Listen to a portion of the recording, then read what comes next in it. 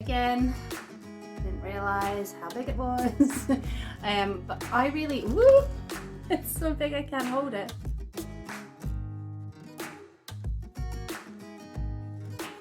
Hi and welcome to my channel. My name is Sarah and I love to talk about books. And okay, I know it's like past the middle of January, but who wants to see what Santa brought me this year? And by Santa, I mean my mama. But before we get into that, actually, I've got a couple of other books to talk about that I picked up in a cancer research while I was waiting for my car to be serviced in December. And it was slim pickings because I didn't want to walk away empty-handed because, you know, I've got so few books. So the first one I picked up was The Dada by Donovan. And this has kind of been on my radar for a while. I read another one of Donovan's books years ago and I really enjoyed it, but I just never got around to picking this one up. So this, like the one I read, I think it's called Being Emily, is also set in Glasgow, but this one centres around a regular Glasgow, nearly threw it across the room there, like just a regular Glasgow bloke. He's a painter and decorator and he takes up Buddhism. And at first the people around him think that this is maybe just a bit of a joke because that's the sort of guy that he is, but it turns out that he is serious. And as his spiritual convictions grow in prominence, cracks begin to show in his marriage. I think it's told from his daughter's perspective, but those cracks lead to the family being changed forever. And that sounds equal parts hilarious and intriguing. You know, I love me a book set in Scotland, specifically Glasgow, so I'm looking forward to that one. And then I grabbed The Green Road by Anne Enright, who turns out is Irish, but I'd had it in my head that she was American. But this is a family saga that's told over 30 years and seems to focus on when the mother in her older years decides to sell the family home and how the children feel about that. And I love a book with quite a simple premise like that, but I really like books that explore how people feel about family and home. And I think it's set in Ireland as well, and I'm really enjoying Irish writers at the moment, so I think that's gonna be a good read as well. So on to the Christmas haul. So I picked all of these books from the Oxfam website. They were having, I think it was like a half price sale, and so my mum had asked me, like, did I want books for Christmas, which, ask a stupid question. So she sent me a budget and I went shopping on that website. But by Christmas, I had totally forgotten what I'd ordered, and so it was still a lovely surprise to open these all on Christmas Day. She didn't wrap them individually. There's quite a few. So what have I got? Where am I going to start? I think I'll start with this one, this lovely pink one. And this is Good Morning, Destroyer of Men's Souls by Nina Renata Aron. So the subtitle of this book, when I've seen it online, has been A Memoir of Women, Addiction and Love. And it's a memoir of codependency, of a relationship that Aron had with a boyfriend who falls back into his addictions, and she's convinced that she is the one that can save him, and that if she abandons the relationship then she is failing him. But also woven into this is academic research on the subjects of addiction and codependency, and I just think that's going to be really, really interesting to read. And then I have this beast, A Brief History of 7 Killings by Marlon James. I didn't realise how big this book was. Downsides of ordering online. But I understand that it is a fictionalized version of an assassination attempt on Bob Marley and like his entourage that took place in the 70s. And it then follows the changing shape of Jamaica from that point into how very different it looks in the 90s via the crack wars of New York, which just sounds really, really interesting. And I'm just wondering what's underneath. Oh, some gift tickets for Bob Marley and the Wailers, so that looks cool. And then something very different is next on the pile is The Foundling by Stacey. So this is by the author of The Familiars, which I haven't read, but it's set in the 1700s and focuses on Beth, who returns to the Foundling Hospital to reclaim the daughter that she had abandoned there 6 years previously, only to be told that her daughter has already been claimed by her, which just sounds fascinating to me. I think this cover is absolutely beautiful as well. So that, oh, and look at the end papers too. Lovely. I don't often get the hardback books with the nice end papers. I wonder if this one's got nice end papers as well. Oh, it's got quite a nice one. I'll talk about the book first, because this is a book that I've already read, but I loved it so much. I read it as a NetGalley pre-BookTube, so I actually don't think I've ever spoken about this book on a video. I don't remember doing so, but this is Swan Song by Kelleigh Greenberg-Jephcott. Easy for me to say. And yeah, the end papers, you might recognise some of these faces. Particularly in the middle, there is Truman Capote, or Capote. It's Capote, isn't it?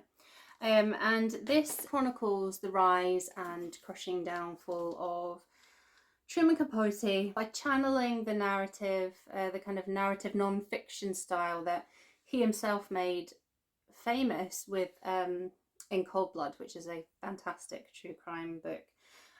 This story focuses on the fallout following Capote's decision to publish a very thinly veiled fiction, the secrets of his high society friends, secrets that they trusted him with. And to me, it's really a story about horrible people doing horrible things to each other, which sometimes, if it's done right, is so delicious. And, you know, it is kind of rich people problems, but that didn't take away from my enjoyment. You know, the fact that I actually dislike most of the characters in this book, including Capote himself. And he has like this group of female friends that he calls his swans. It actually made the book more of a page turner. It's really juicy.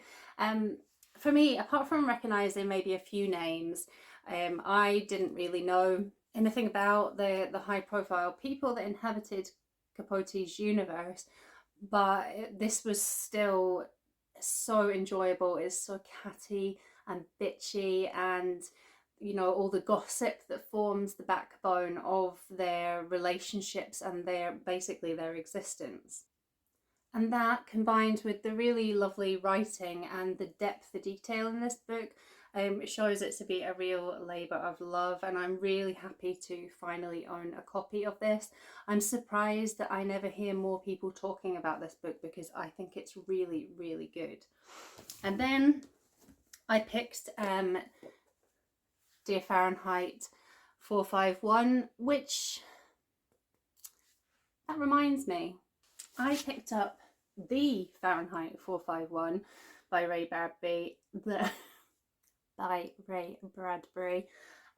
as well. I think this was from the co-op book sale table at some point during my time away from BookTube, which probably means there are other books that I haven't included in this or, you know, a previous haul.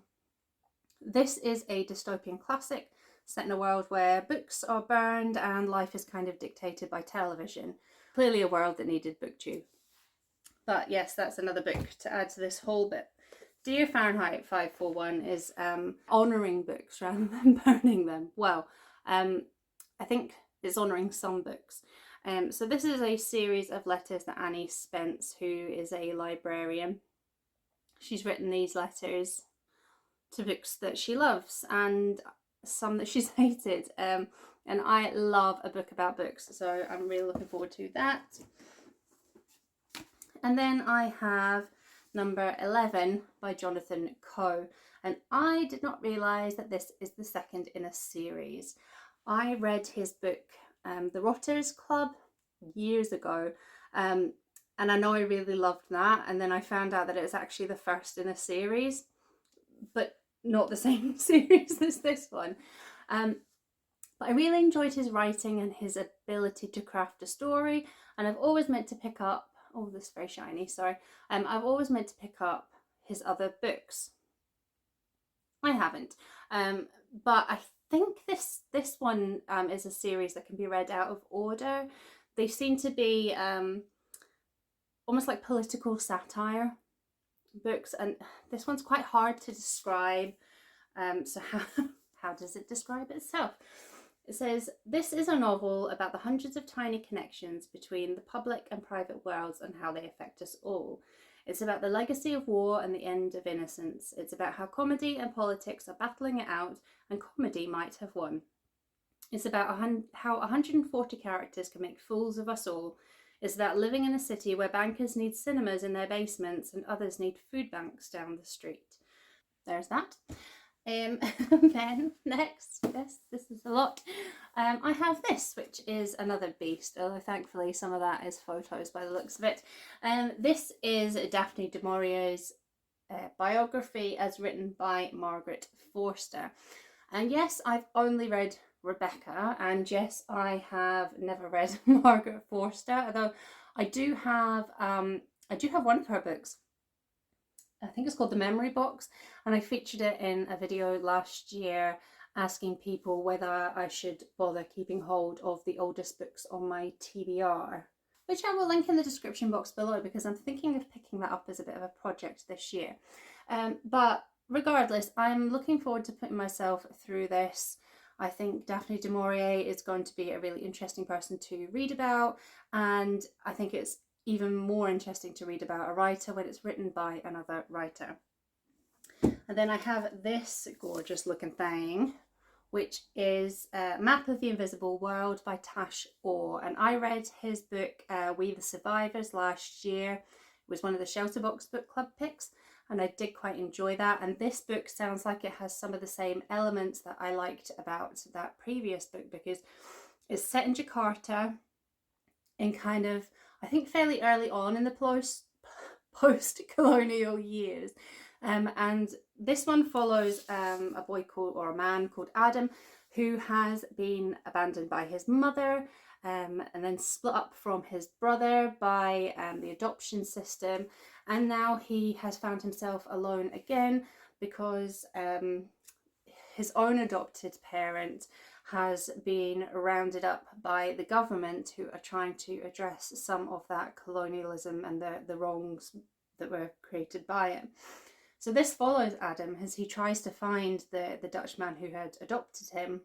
And I think it also follows his brother, who he was adopted by, I think, quite a comfortable, well-to-do Malaysian family, but he is going off the rails. So I think that sounds really interesting. If I said that about every single book, I really need to find another way to zhuzh up a book haul.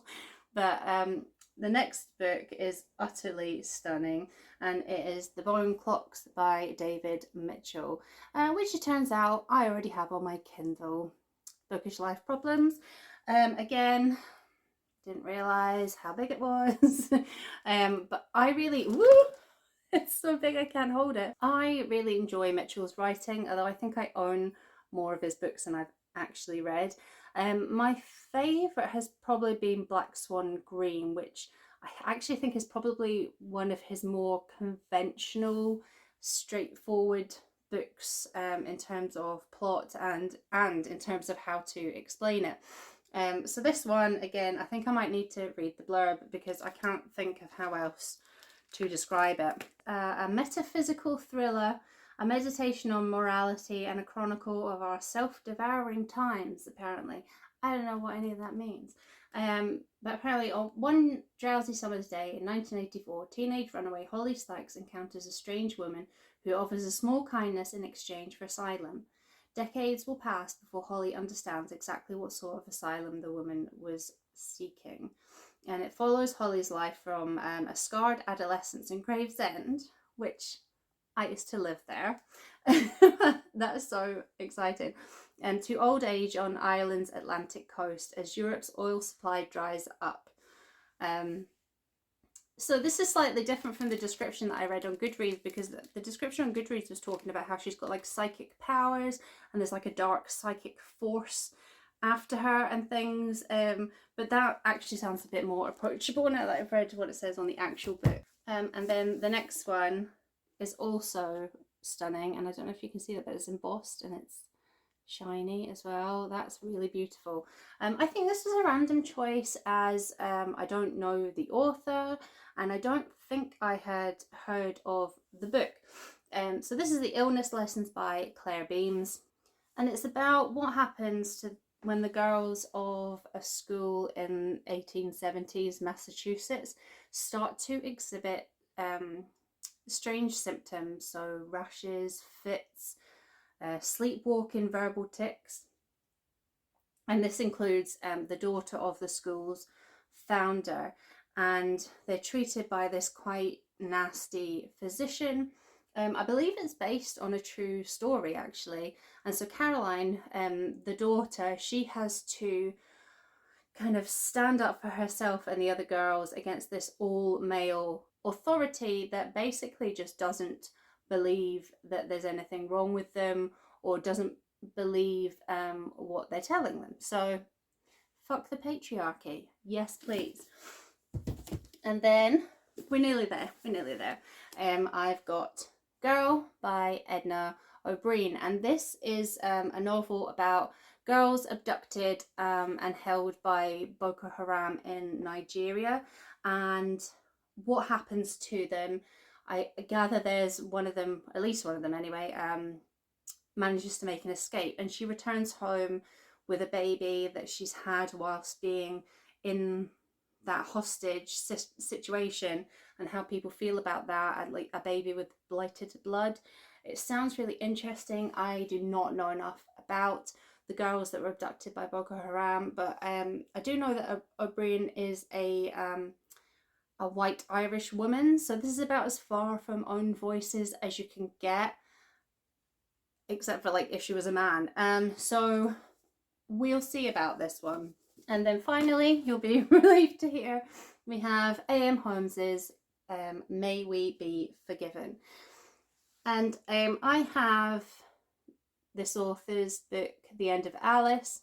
Of course, I haven't read it yet, so I don't really know anything about this author, but this book is about Harry, who after an incident, I gather it's like a domestic abuse incident, ends up parenting his violent brother's 2 teenage children, and it looks at how our histories can shape a person and how a family pulls itself back together after such a big trauma. So I think that sounds really interesting. Kinship caring is something that comes up quite a lot in my work, so that would be interesting to read about as well. So yes, I was absolutely spoiled rotten thanks to my mum and Oxfam, and so lots of new books that will no doubt sit squandering on my TBR list for far longer than is justified. I definitely feel like a book buying ban might need to come into force in the very near future, although not before I have spent the £60 worth of Waterstones book vouchers I also managed to get for Christmas. But before they are sent to my bookshelves to gather dust, are there any books here that you feel like I must read this year? You know, are there any ones that you want to champion, or just ones you want to hear me talk about? Please let me know, because I'm doing a year of mood reading, so it's not going to muck up any plans that I've got. But if there's anything specific in here you think I should read, do let me know. And until next time, bye.